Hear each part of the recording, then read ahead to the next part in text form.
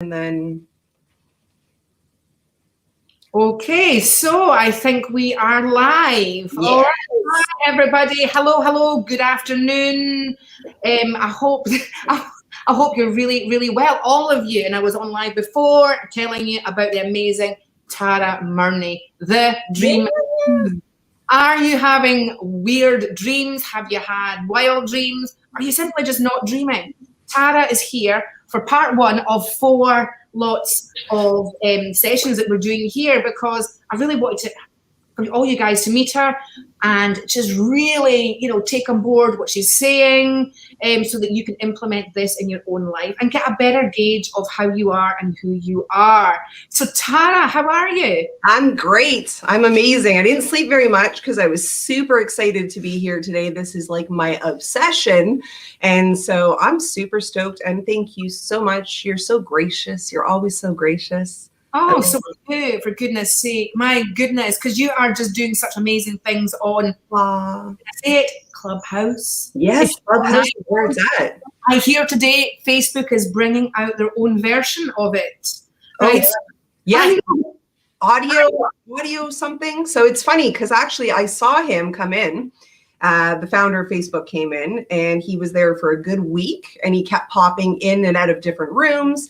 And I said, I'll bet you anything he's going to create his own version. And sure enough, he created, I think it's called Audio. And so that was just released in the BBC today. I think I read that. Yeah. Absolutely. Yeah, that's right. So, and there's some people saying hello to you. Good morning. Yeah, there we go. And there is the guy there. And I changed the whole thing on here, and it normally would just go across the bottom. But yes. Not. That's okay. Oh, we got Lance. Hello, Lance. Hello. We got Broken Dishes. That's just their handle. It's not really broken. Haven't we all felt like that? Have you ever had a dream of broken dishes or breaking stuff? Or yes, absolutely. Yes, you have. Okay. Yeah, absolutely. So, what are we talking about this week? What's your hot topic of choice this week? So I am obsessed with dreams. And when I was a kid, I remember I used to have all these crazy dreams. And I would tell my parents, and often they'd be like, oh, it's just a dream, right? How many times do we wake up and we wave it off as just a dream? Or, our children wake up and we wave it off as just a dream, but it's really not. So I've learned through my journey that your waking state and your dream state actually coexist. And this is where we hear the whispers. And often we are not listening and we're not paying attention to those whispers. And the whispers are extremely important because the divine spirit, God, whichever you refer to, is actually telling you what they want you to do. And so often we just wave them off and we go about our day. We wake up, we get up in the morning, we splash cold water on our face, we chug back 2 cups of coffee and we go about our day. And we just wave it off as just a dream. But it's telling us, it's giving us all of the answers that we're looking for. And so when I was younger, I jumped into all these dream dictionaries. I remember I bought my first dream dictionary, I think when I was about 15, and I was obsessed. And I was like, this is great. And then I bought another and another and another. And I probably own close to 100.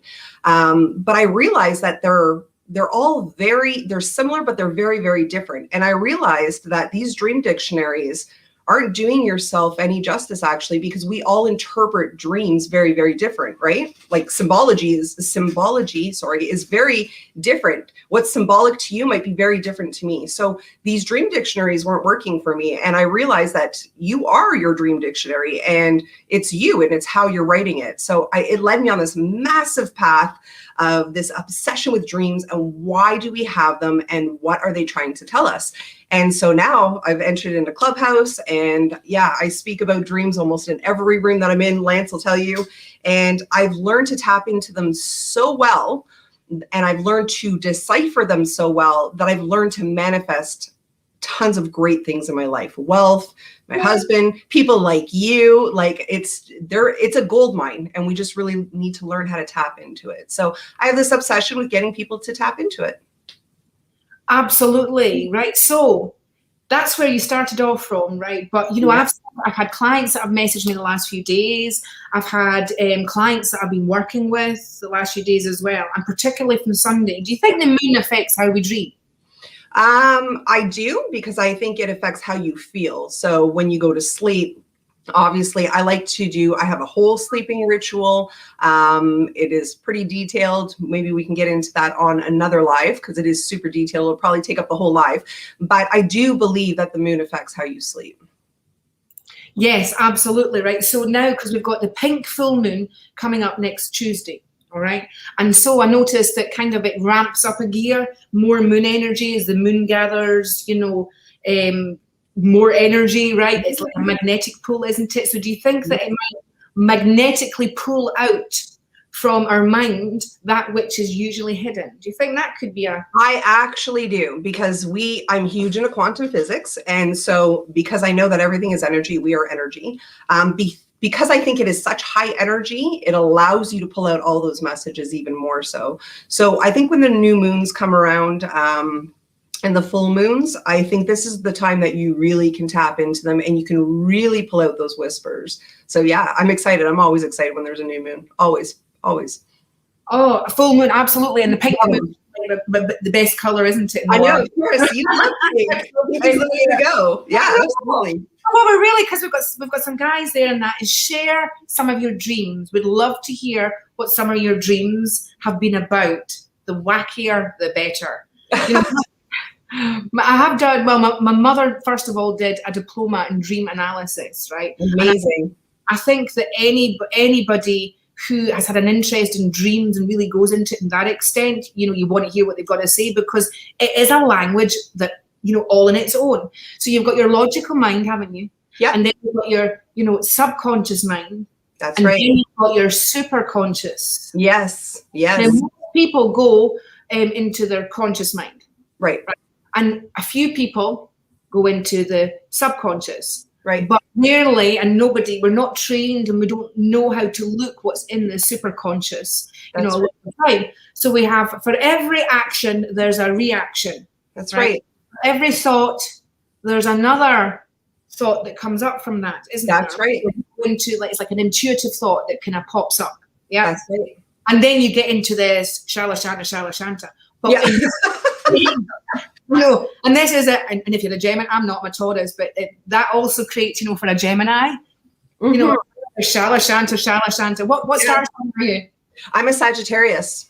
That's right. So you're the philosopher. So you're okay. You're okay. Yes, absolutely. I'm always looking for keys, and I'm always looking for answers and symbols. And, a lot of our symbolism comes up, and it's the language of the subconscious mind, right? And so that's why these dream dictionaries don't usually work, because we all have different symbology. And so I've learned that the best way to do this is to actually just write them out.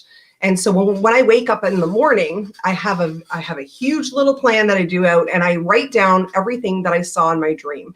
And it usually goes from a setting, a character, plot, conflict, because, they can be interchangeable, symbols, a theme, and then really what the mood and the tone was. And then I dive deep into my subconscious, and I sit there for a minute without interpretation, because interpretation will really confuse you, right? So if you learn to do those without interpretation, go about your day and then come back. And the best way to do this actually is to go into meditation, because, when you're in that state and you're still and you're quiet, all of a sudden the answers will come to you. And then you can go back to what you wrote down, and you can start to pull all the amazing stuff out of your dream works. So yeah, absolutely. Right. So, and part of it is remembering. Yes.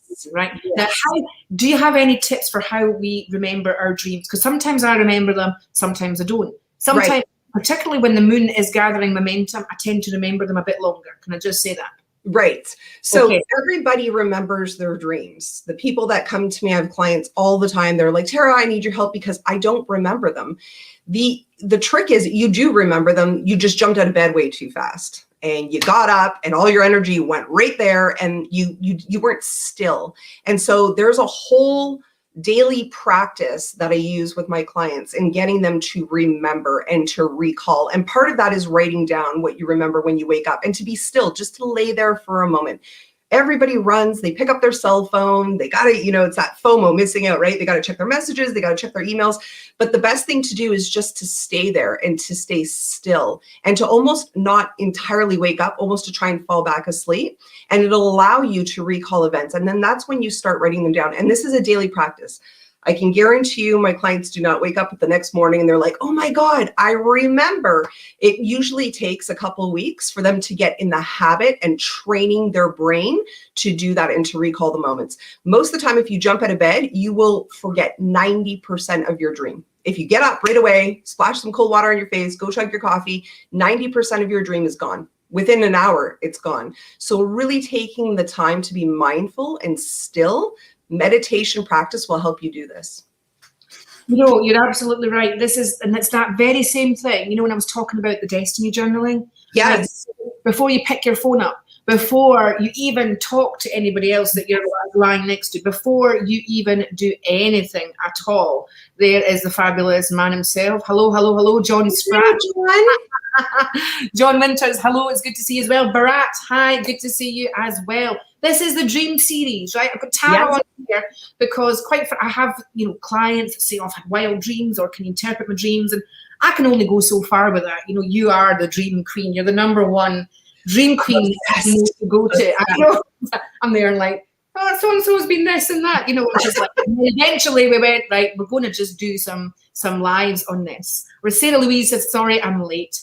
Oh, that's okay. Better late than never. Because there was 3 people that I was talking to before that said that they don't sleep long enough to get into REM. Right now, maybe there's tips that you could get to. There is. Yeah, absolutely. So one tip, the best tip is meditation. It slows down everything. There's other tips that I use a lot of feng shui. So your environment actually makes a big difference from, it being dark, it being quiet, even the colors, even the sounds and the smells are very, very important. And because I never used to sleep a lot, I've been to a million doctors and I just never could fall asleep and I wasn't hitting REM. And so actually it was a doctor by the name of Dr. Anthony Williams. He's known as the medium medical or medium miracle. He's incredible. He has incredible books. He actually had me on a live one day and he said, I want you to try a mango. I was like, a mango? Because I thought they had tons and tons of sugar in them. How does a mango work? But it actually has an enzyme that'll slow you down and allow you to fall into sleep and then to fall into REM. So that's my tips and tricks, but meditation is key and turning off your devices, being quiet, being still. And actually I write declarations before I go to sleep. So I read a beautiful book by Kelly Sullivan. I'm not sure if you know who she is. I've met her. Right? Yes. Oh, she's amazing. Kelly. Yeah, she's great. And some of her books, if you get some of her earlier books, they are just luxuriously designed. Yes. So I own all of them. Do you? Oh my God. Yeah, anything in a bookstore that has the title Dream on it, I've probably purchased. Yeah. So, but I remember her saying a long, long time ago, write a declaration instead of intention. And I thought about this years ago and I was like, I love that because we always set intentions, but do we really fulfill those intentions, right? Like I have an intention to go to the gym today. Am I going to go? I have an intention to do, this and that, but I'm here with you, right? So writing a declaration before you go to sleep is super, super important. And write it as in like a short story and write it as in what you want the universe, the divine, to tell you when you're sleeping, because the divine is within us. Everybody is looking for it outside of yourself, but it's actually within you. So if you start to we are multi-dimensional beings, right? And so when I started to meditate and enter this 5th dimension, which is incredible, I've really learned that all the answers we're looking for, all the questions we have the answers within. So I write these declarations and I ask specifically questions to the divine and I ask them to tell me while I'm sleeping.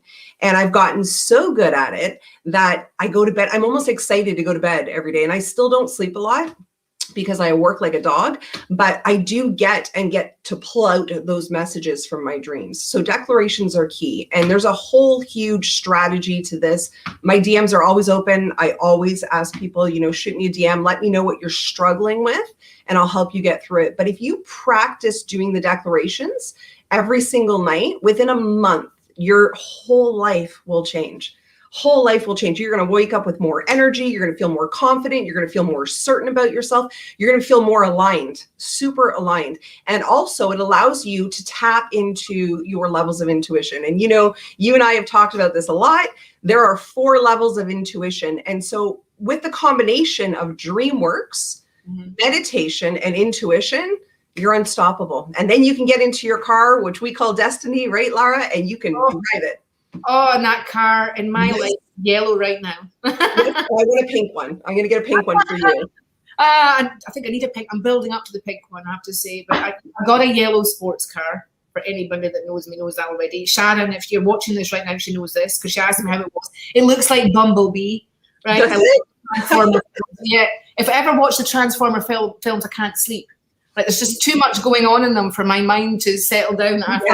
Yes. You got to slow the mind down. And I always say at least an hour, a good hour before bed.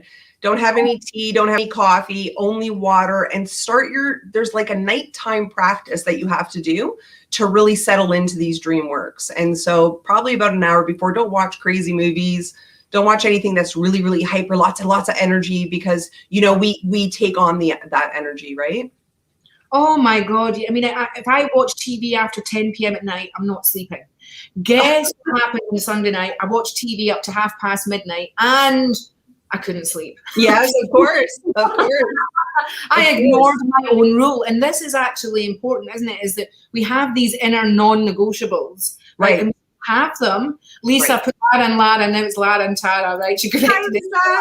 Hi, Lisa. And I think that we tend to compromise and we can get sucked into doing stuff that other people want us to do. Absolutely.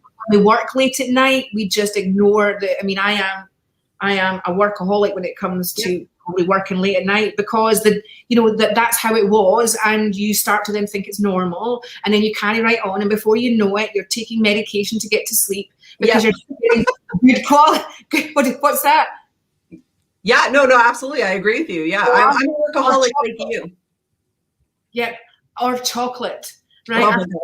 Chocolate, yeah, I would get to sleep, but it's not great having the calories in the nighttime, is it? No, it's not. Who knew? But anyway, give the stomach something to do. When you think about it, 50% of your brain cells are in your stomach. That's right. That's so right. actually, you're trying to tire the brain out when you're eating something before going to bed. That's a whole conversation altogether. But they're absolutely gagging for me to talk about some of their dreams that we've had here. We've got like 5 or 6 minutes left, so we have. So I'm going to run through a couple of dreams because this is a 4-part series. We'll be back on another 3 occasions. We're back on Thursday and next Tuesday and Thursday as well, so that we can really go into and dive deep into the depths of all this and shed some light on everybody watching, really. Yeah. Yes, for sure. This is like my favorite part, is dissecting the dreams. They are very complicated, just so your audience knows. You probably won't get an answer from me right away. You can DM me, because there's a lot of variables that take play. And so I don't want to give someone the wrong answer and then they run with it off your live and they're like, oh, I got it figured out. And it's not like that at all. So let's try it out. Let's try it out. Okay, right. So Pamela Cunningham, I dream nightly about my daughter's dad who died when she was 2 and my ex I left him for. I dream nightly about my daughter's dad who died when he was 2 and my ex I left him for. I would have to ask her a lot of questions, but I think that comes from some state of regret or a state of shame. I definitely see shame around that. So I do a lot of inner child healing and a lot of working with dragons. We have inner dragons within us, and some of these will pop up within our dreams. So if you're dreaming nightly about your daughter's dad who died your daughter's dad who died, and then your ex that you left him for, that really comes down to shame. And so if I were you and you were my client, we would dig deep into releasing that emotion, because that emotion is carrying over into your dream state. And so I bet you're waking every morning with this feeling of complete shame and regret. And until you learn to deal with that, you're going to continue to have that dream. And the reason why is because 80% of our dream story are messages, and the rest of the 20 is trying to solve problems. And sometimes they combine within each other and they overlap each other. So I really do think that's your brain trying to work out an issue of feeling guilty or feeling some sense of shame. But Pamela, please reach out to me and we can dive deeper into that. But I see dreams like this quite frequent with my clients. And usually when they're reoccurring and they're repetitive and they come with this heavy feeling, that is something that your brain, your divine inside is trying to tell you, please, let's solve this, right? Because I believe every solution has an answer, right? We all have an answer to every solution is born. Every complication or problem is born with a solution. And so it's trying to tell you to get to the solution of that so that you can move on your journey. Does that make sense, Pamela? Oh, Pamela will be delighted with that. But yeah, it is. I think the fact that you vocalized it, and this is part of the, in order to heal, one has to shift so that you allow the space that happens within us when we shift. This is why reading for people is so important. Oh, absolutely. I love what you do. I love what you do. And because I'm an intuitive dreamer, I'm an intuitive empath, I think this is why this assignment that has been given to me is super, super important, because people like Pamela will be stuck if she doesn't deal with that. And I believe actually that her brain is trying to tell her, let's move so we can evolve, right? We're always evolving along our journey. And so when we have reoccurring dreams, that's like a huge warning. That's like your brain and the divine saying, stop, focus on this, because in order for you to move ahead into your car of destiny, we have to really squash this and deal with it. So, and some of those emotions are super heavy, right? Shame and guilt sit at about 20 megahertz on our scale of frequency, vibrational frequency. So what we really want to do with our clients is move them from fear and shame and guilt and doubt and all the really low vibrating emotions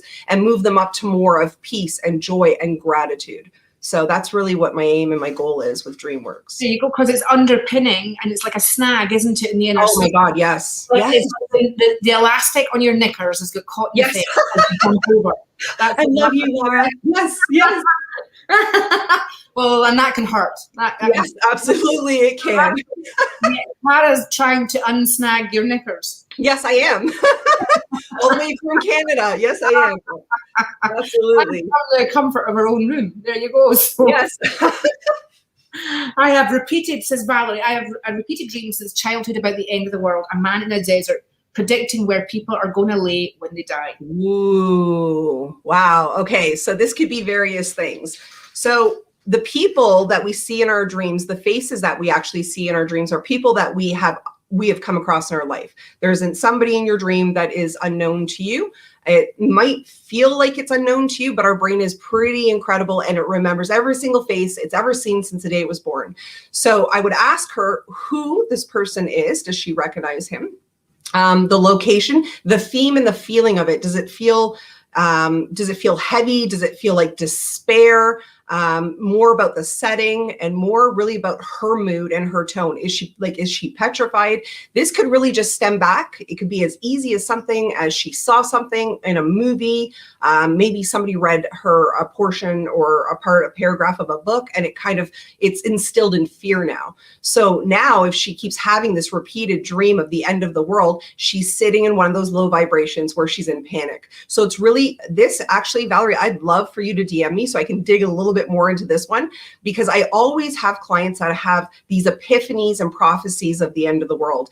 And they start to think that maybe they're prophets, maybe that it's the message from the divine that the end of the world is coming. And it's truly, most of the time it's not. It comes from deep in within, and it's something usually that's been wired into your neurology without you even recognizing what it is. And until you work through it and all of the symbols within that dream, you're going to be stuck having that dream over and over and over again, because your brain is going to feed into it.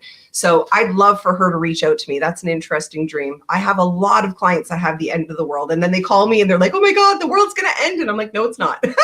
No, it's not. But they can be scary, those dreams, because what happens is when you wake up with the, this feeling that the world is going to end, of course, that's a heavy feeling, right? And if you're a parent, you're panicking about your children. And then you start to go in this like survival mode, which is not great for us to do, even from an energetic level. And so I love working with clients that have those dreams. Absolutely. So we've got Caroline Wallace, and that's amazing what you were saying about the whole survival mode thing, and about Yes. the dream of death is quite often transformation as well, isn't it? It is, absolutely. I'm so glad you said that, actually. So when we often have dreams of like blood or death, we automatically, this is why dream dictionaries aren't always great, because a lot of us will interpret that as horrible and bad and disheartening and all the negative things, but actually death is transformation. It means something new is coming. Maybe it's something within you, maybe it's a job, maybe it's an opportunity, whatever it is. And blood actually is very symbolic of growth, actually, and of something new. And most people think it's not. They think it's like, and it's actually attached to the divine, right? Which is great, which is beautiful, which is peace, which is enlightenment. But I have so many clients that wake up and they're like, I was covered in blood. And I'm like, that's great. You're going to transition into something new. And they're like, no, I don't feel like that. I'm like, yes, you are. And then next week, something amazing happens and they have an opportunity. So I love this stuff. Yeah. So Caroline, thank you so much for that. It's really, really valuable. And I think we're learning loads here, aren't we, guys? Yes, I love it. I love it. My daughter had a dream. Her granddad was on a horse. So was she. And he told her to read Eden. She Googled it up and came the questions for a job interview that she got the job. Amazing. So here, Lara, is a perfect example. So she, at that point, when she had that dream, whenever it was, she was in a state where she was in tune to the whispers. She woke up, she remembered her dream. She took the whispers out of her dream. She took all the answers that she needed. She listened, and then she went and she implemented it. So she implemented it by Googling it, and then she came up with all the answers. And that was the way the divine was telling her, this is the door you're going to go through, and this is what you are required to do, and this is what you need to get through that door. And so this is a perfect example of how she tapped into her whispers. I love that. That's amazing.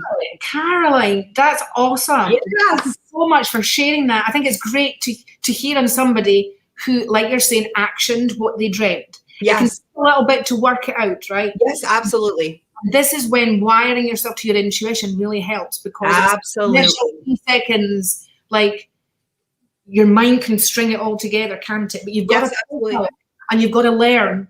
Right, you've got a profile, and like I love that part. You remember every single face from when you're born. You do. Oh, God, who am I remembering in my head?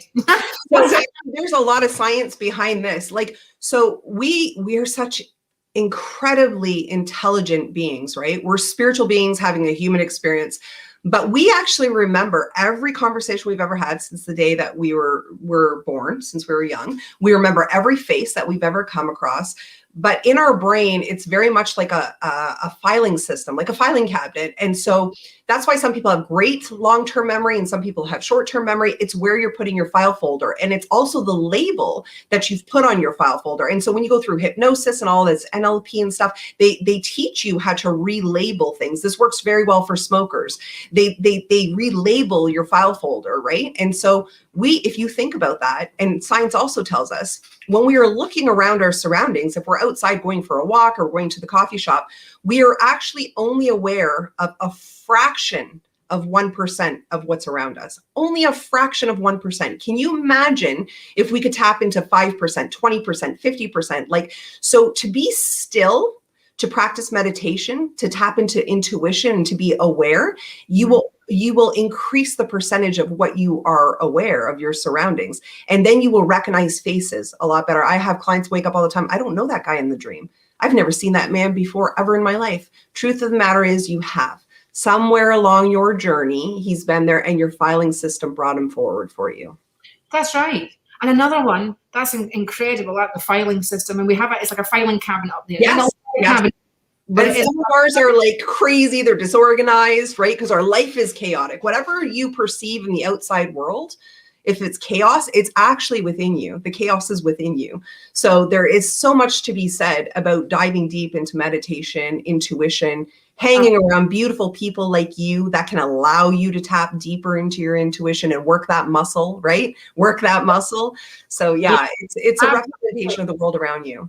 Well, Ellen, because hang on a wee minute. Ellen used to have reoccurring dreams, but she's also asking if medication right? We've got about 80 seconds. So a medication, 80 seconds, 60 seconds.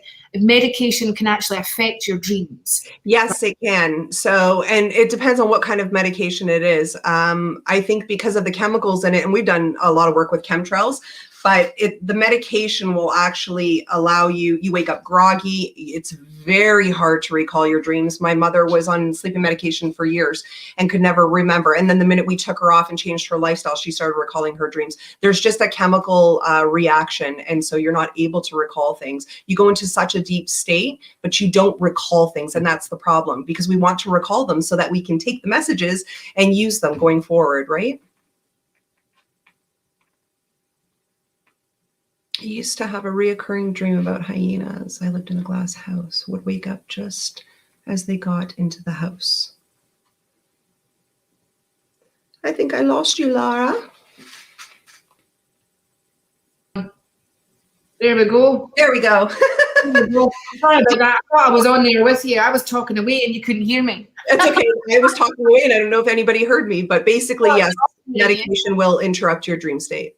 Ellen's the one that asked about the medication. She said she used to have, I used to have recurring dreams about hyenas. I lived in a glass house and would wake up just as they got into the house. So that's like in a glass house. I'm living in a glass house, isn't it? With fear of people.